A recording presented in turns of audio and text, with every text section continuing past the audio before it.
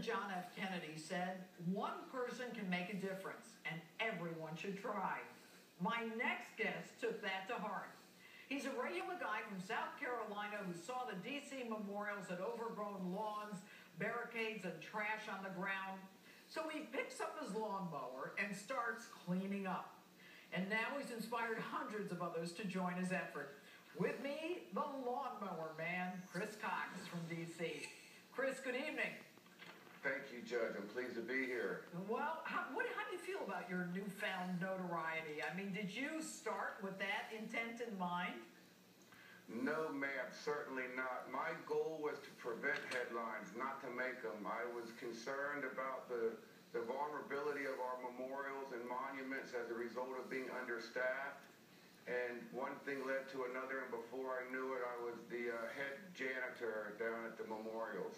Had you ever done anything like this before, Chris? And did you think that people would be inspired and follow you and do this with you?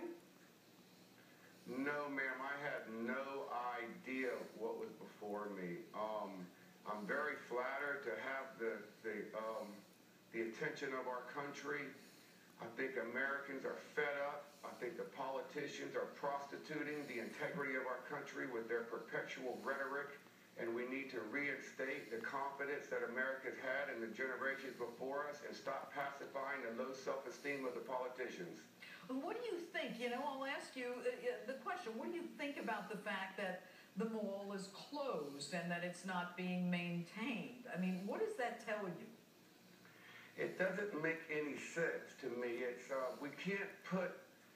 we can't hold our heroes up here 1 minute and then just put our love and respect for them on hold because the government just can't figure out how to make ends meet.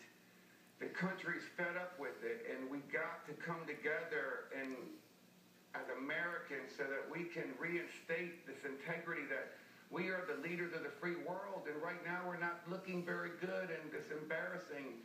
And how do we take it out on our veterans of all people, the people who have fortified the boundaries of our country? The reason that I'm allowed to be an artist are because of soldiers who have gone to war before me. These guys have gone to war, hand-to-hand combat in the Philippines. They're POWs.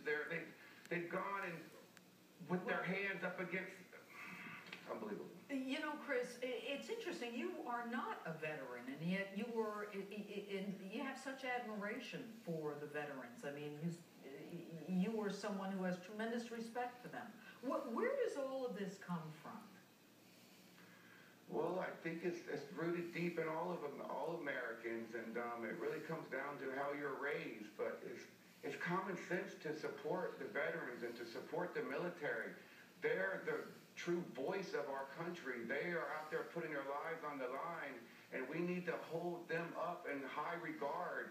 The moment that we stop holding our soldiers in high regard is the moment that we have just really sunk to the bottom, and it's unacceptable, and America is tired.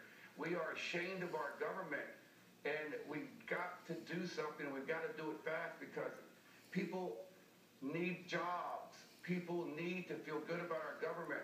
People need their trash picked up. We can't have trash blowing around our memorials. It's unacceptable. These memorials are the moral compass of our nation and the world, and we've got to stay on top of them. It's interesting, Chris, that you talk about how the rest of the world looks at us and how you reflect on this based upon how other people look at us.